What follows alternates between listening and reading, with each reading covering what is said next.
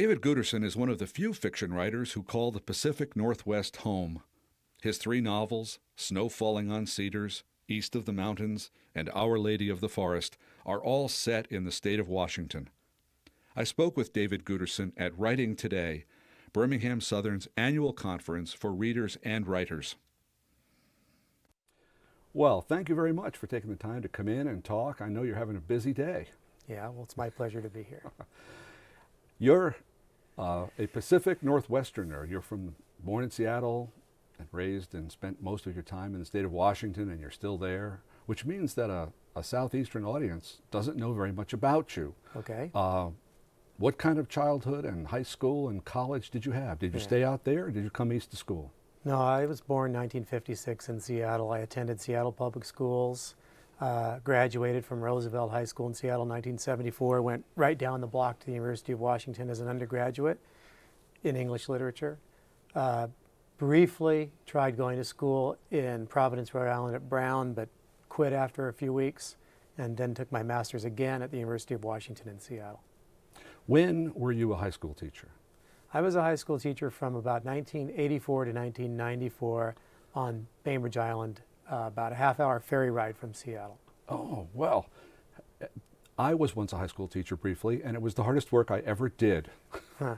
How did you find the energy to write the short stories? Well, I got myself up early on Monday morning so that I would have, say, an hour and a half in the morning before going off to teach. But as the week went by, each day I'd lose a little energy, build a little more sleep deficit, and by Friday I wasn't getting up in time to do any writing.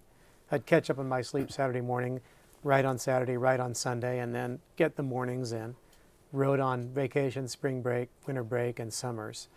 So I was able to do it around the teaching. You must have had a powerful will to be getting up at dawn and it was just that I didn't feel good about myself or my life if I wasn't writing. I felt like I was frustrated. I felt frustrated if I wasn't writing. I really had a strong urge to do this thing, and if I left the house in the morning without having done it, I spent the whole day feeling impatient about my work. And whereas if I wrote for an hour in the morning, I felt, okay, at least I got an hour in. We occasionally talk to people who are writers who have gone through writing programs, and very often they've been taught by the same people. I can't tell you how many people have been taught by John Barth, or taught by John Gardner, or sometimes Raymond Carver. You had a wonderful writing teacher, but he is someone maybe not as famous in these parts. But this is an opportunity for you to say a kind word about your teacher. Yes. Well, it's interesting that you should mention in this context both John Gardner and Raymond Carver, because my teacher, Charles Johnson, who won the National Book Award for his great novel Middle Passage, was a student of Gardner's. Raymond Carver was a student of Gardner's at one time. And so there's, I guess, a kind of lineage or history to this thing. Or apostolic succession. Where Charles really digested John Gardner's point of view, a perspective, vision about fiction. He brought Gardner's exercises that are in the back of one of his books to class, and as a student I did those exercises, and then as a teacher I assigned those exercises. I found Charles to be useful to me, not only as a teacher, but ultimately in the long term. He's been a very good friend over the years, and it's been a very important relationship in my life. I don't see much influential connection between Middle Passage and your work. No. There's nothing about Charles in his concerns, his themes, his ideas, his style that I would say in any way influenced me. But I think his general vision about what it means to be a writer, what the writer is doing in the world, that comes ultimately from Gardner. I think that has informed my life as a writer. And then I've been about the business of discovering my own themes, my own voice, and I've sort of run with that. But in terms of a strict sense of influence with regard to themes and style, no, that's not there. Yeah. What is there, and which you're alluding to, and which of course I heard you speak about, is a question of moral fiction. A very controversial business, by the way. Not everybody. No. I could name a half dozen writers who, if they were at lunch, would have stood up and explained why that was Yeah. not so. But it is for you. The question of the moral responsibility of the fiction writer is important to you. How do you summarize that? I mean, I know it's an immensely vague topic. I think most people just misunderstand the term completely, and as soon as they hear the word moral, the antenna goes up, and they think you're talking about something that's rigid, dogmatic, didactic, something where you're preaching, where you have a moral to impart, something that ultimately I think is very dangerous, that sort of thing, that kind of fiction that is didactic, that is preaching. I don't mean that. Gardner didn't mean that. Gardner got himself in a lot of trouble with people because in his book on moral fiction, he slashed and burned a dozen contemporary writers, including people like John Barth and Donald Barthelme and Hawkes and Pynchon and contemporaries who were doing what he called postmodernism and deconstructionism and metafiction and things that he objected to as sort of a waste of time in various ways. And then then naturally the question rises up, if all those things are a waste of time, then what should you be doing? And he tried to answer that question and describe for him what his vision was and what fiction should be about, what was great fiction and how do we define it. And I think Charles Johnson, to a large degree, bought into that vision. I think to some degree, I buy into that vision. And ultimately, it's about saying, in the end, great fiction prompts for the reader a confrontation with the human condition. Not answers, not solutions, but an exploration of fundamental questions of significance and importance to everybody. And when writers are all about themselves, that is, calling attention to themselves, being celebrated for their genius, wanting to make sure that that's noticed, or if they're merely about, say, entertaining people with no regard for other intents or larger purposes, then I think in both those ways that Gardner had an objection and was willing to articulate it.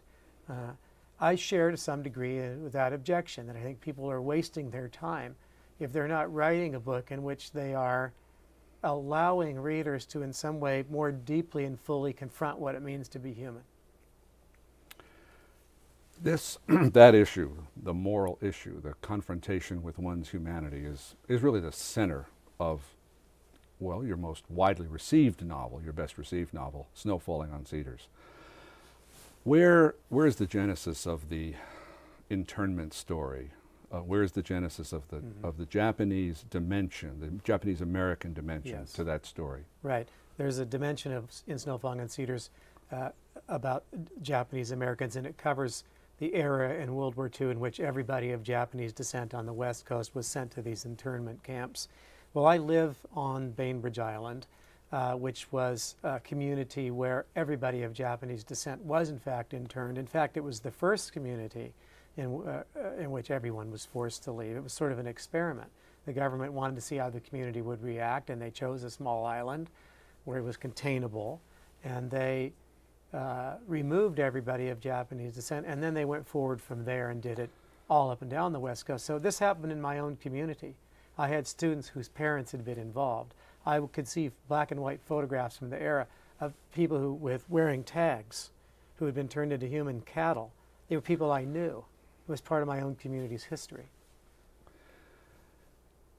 The Japanese-American girl and Ishmael, the American boy, have what looks for the longest time in the book like an idyllic, perfectly authentic,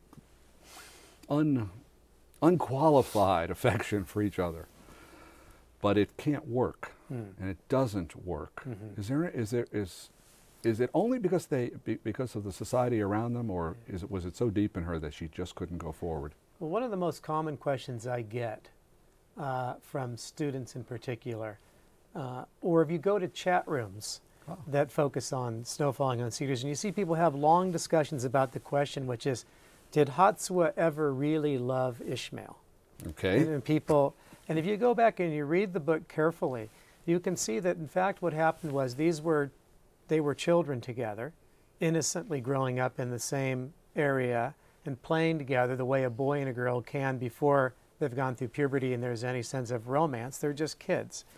And then they got into this sort of pre-adolescent prepubescent stage, and they became aware of each other as romantic possibilities. They're 12. They're 12 then, and so they naturally fall into this next stage in their friendship of it becoming more intimate and romantic.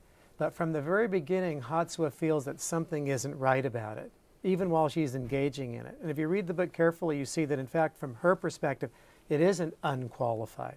There's always a level of disturbance and uncertainty about the situation.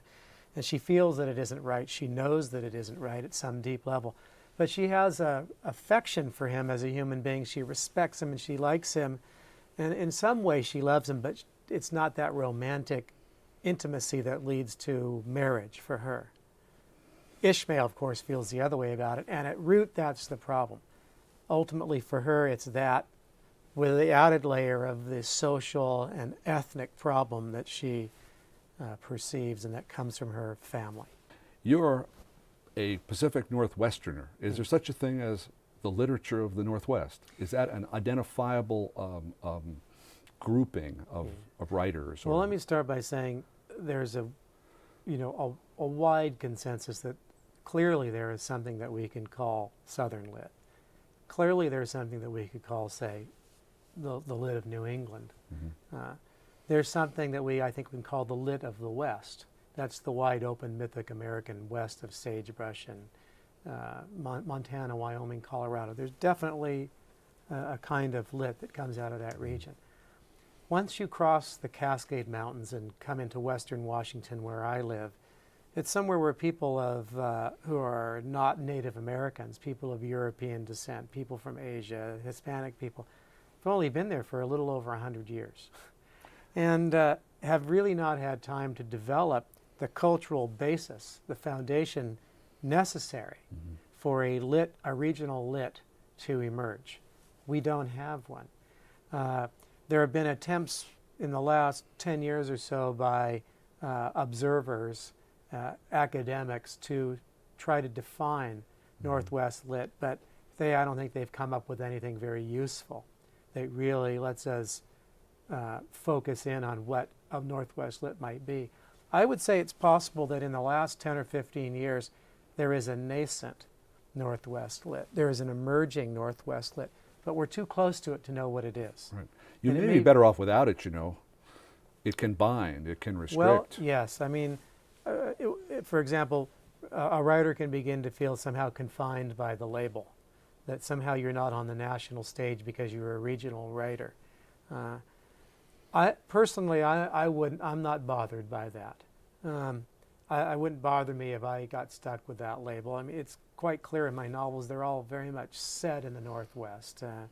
I don't write about other places. I mean, it would make perfect sense for somebody to end up saying he's a Northwest writer.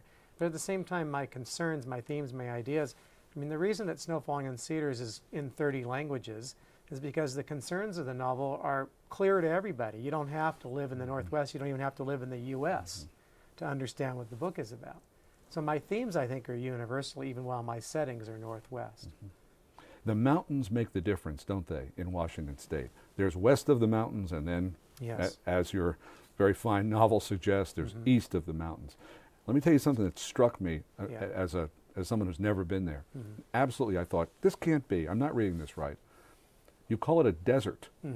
When you cross over the Cascade Mountains in Washington State, you're in a desert? Yes, absolutely. Once you cross the Cascade Mountains going eastward in Washington State, you emerge into a landscape of sagebrush steppe that looks like West Texas. Now, most people associate Washington State in their minds with big forests and rain and salt water and whales and salmon and rain. Right, gray skies. But actually, more than half the state is like the wide open American West: buttes, coulees, canyons, orchards, ranches, wide open spaces. I think it's common for people to have misconceptions about landscape. I mean, this is the first time I've been to Alabama. I had an image in my head of what it would be like, but the state doesn't conform to it. You know, there's a lot more, say, forest here than I thought there would be. I was aware that in the South that there were a lot of pine plantations, a lot of logging and so on, but I didn't envision the vastness, really, of forested regions in this state. Yeah. So it's common, I think, to have misconceptions about a place. Well, in the state of Washington, is there a strong feeling that one is from east of the Cascades or west of the Cascades? No question. There is. The Cascade Mountains divide the state not only in terms of terrain and landscape and weather, but politically, culturally, socially.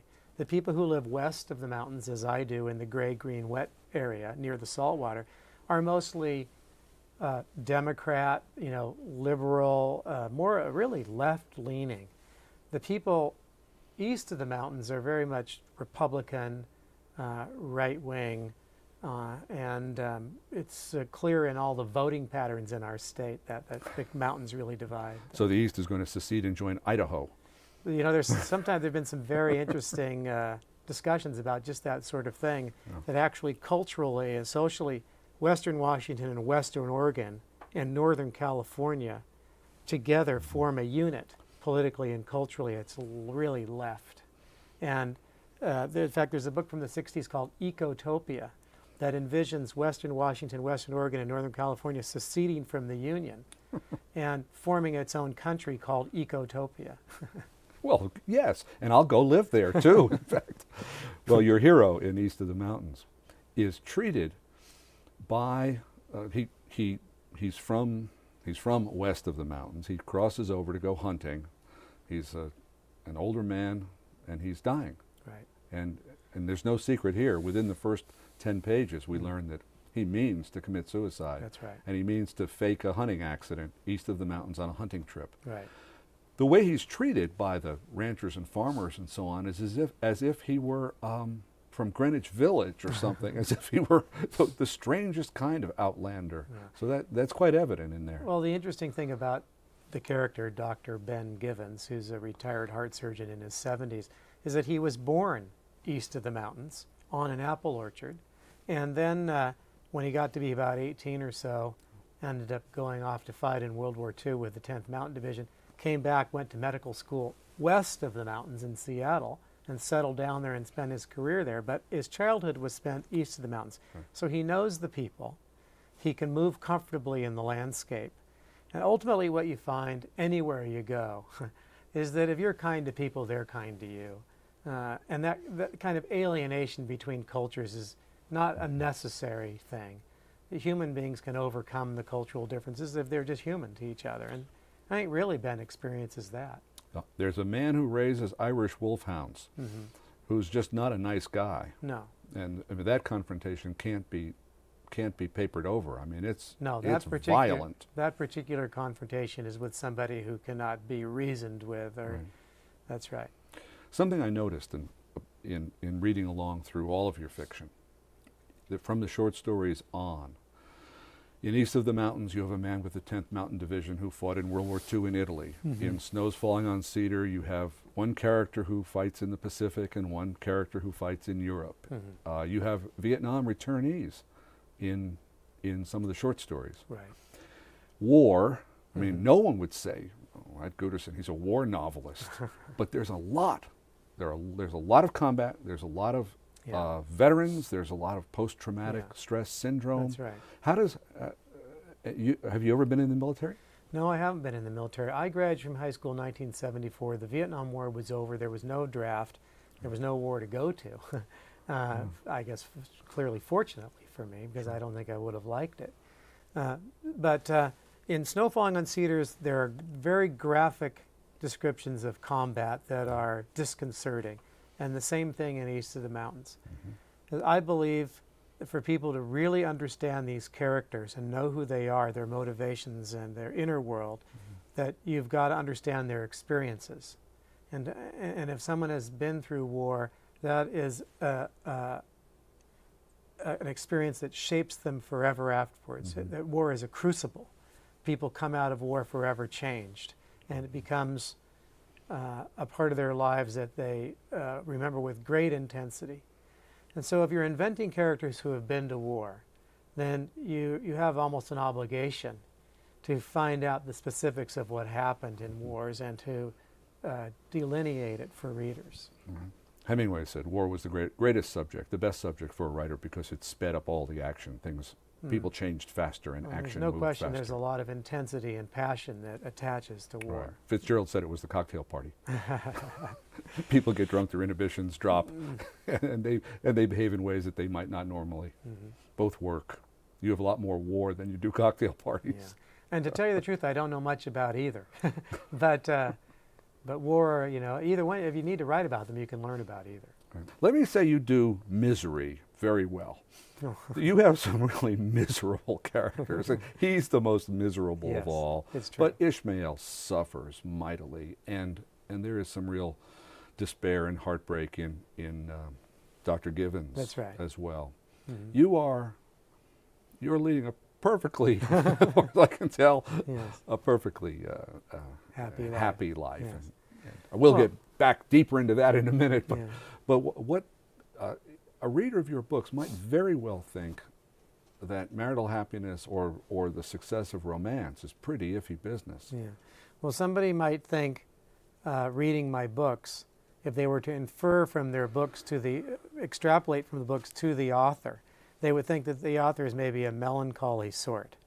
And then if they were to meet me in person, they would say it doesn't really square. He seems like a perfectly amiable, happy person and not particularly melancholy or somber. But in fact, the way I see it is that I do have a wonderful life. I mean, I really do. I feel blessed in every regard by the circumstances of my life, all the circumstances of my life. At the same time, I feel an acute awareness of the human condition, of mortality and so on, and those things really bother me. So if I'm melancholy, I'm melancholy at a philosophical or spiritual level. I do experience that with the sort of Russian melancholy that you see in Turgenev or Chekhov or Dostoevsky. I feel an affinity for them. But I'm able to get up out of my desk and leave that melancholy behind and be in love with the world, particularly the natural world. To step out the door early in the morning and spend the whole day out of doors fills me with bliss. So melancholy about the human condition is only part of my being. Yeah. Of course. And I think you do see in my work this celebration of the natural world and the beauty, the poignant beauty of life. And I think that that myself and most human beings embrace the beauty of life more deeply when they are aware of mortality and the fundamental bleakness of the human condition. Makes you embrace life more deeply. I mean, you wrote a book, Family Matters. Now, you have 4 children, Right. 3 boys and a girl. Yeah. Now, they're coming up now. Your oldest Sure. boy is, what, 20? Well, all 3 of my boys are now in college. Yeah. So And a daughter. Did you homeschool them? homeschooled the boys. Yes. Yeah. Why? Well, for I think primarily I would say political, cultural reasons. I'm not a libertarian. I'm not somebody who's saying I hate the government. I'm not an anarchist. I'm not somebody who's saying I don't want to have anything to do with any mandatory, compulsory, state-run education. But on the other hand, I see that point of view. You know, to me, when you say it's mandatory, you say it's compulsory, and the state runs it, it's a little bit scary. It sounds totalitarian. Suddenly at a certain age, age 5 or age 6, you gather up all the children and you put them on buses and you take them to an institution.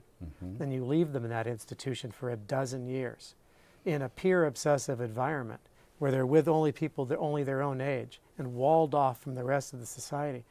To me, that's a neurotic situation for young people to be in. I don't think they become whole as human beings. I don't think they become well-adjusted members of society. I think a lot of our social problems can be derive out of the conditions of public education, institutionalized schooling. So I felt that deeply and didn't want to institutionalize my children. Now, you know what I have to ask next, because it's perfectly obvious. You were in that institution. That's you right. were a high school teacher in a Right. public school. It was a public school. Right. For 10 years. So you do know what you're talking about, but also you're the person to whom other people sent their children. That's right. And you didn't hurt them. No, well, at the same time that I might have these objections to the nature of public education as this mandatory, compulsory, institutionalized form of education, I'm also a realist. And the reality is that these schools exist and most kids go to them. Yeah. And the reality is that many, many good things can happen in a public school and in a classroom. It's not a terrible thing. It's not the best possible way to educate people, but it's the way that we do it. Mm-hmm. And in the real world, you know, that's the way things are. And so I dealt with reality. I went where the kids were, and I taught under those circumstances the best that I could. Mm-hmm. Now you're on the road a great deal. I mean, even if you wanted to have a regular 9-to-5 job, I doubt you could manage it, because once a person starts to sell novels, a person is out in the world selling the last novel and writing the next one. Yeah. So tell me about the next one. I'd like to be working on something new, but I'm really just in the formative stage. I mean, the only thing I can really say about it is, again, it'll be set in the Northwest. But beyond that, I feel like I don't know enough about what it's going to be to really talk about it. Your books take 4 years or so. I'm slow. No, that's not slow. I'm not a prolific writer. I was looking at Joyce Carol Oates. 80 books in 30 years or something. Styron averaged one every 8 years, Yeah. and they were just wonderful. Yeah, they were. And nobody's complaining about his speed. That's right. That's right. Well, when the time passes and this book gets finished, the one that's going to be set in the Pacific Northwest, Yeah. I hope you'll come back, talk to us again. Thank you. Come to the conference, come to Alabama. Great. And we'll sit and talk about your new book. Thank you very much. Thank you very much. Yep.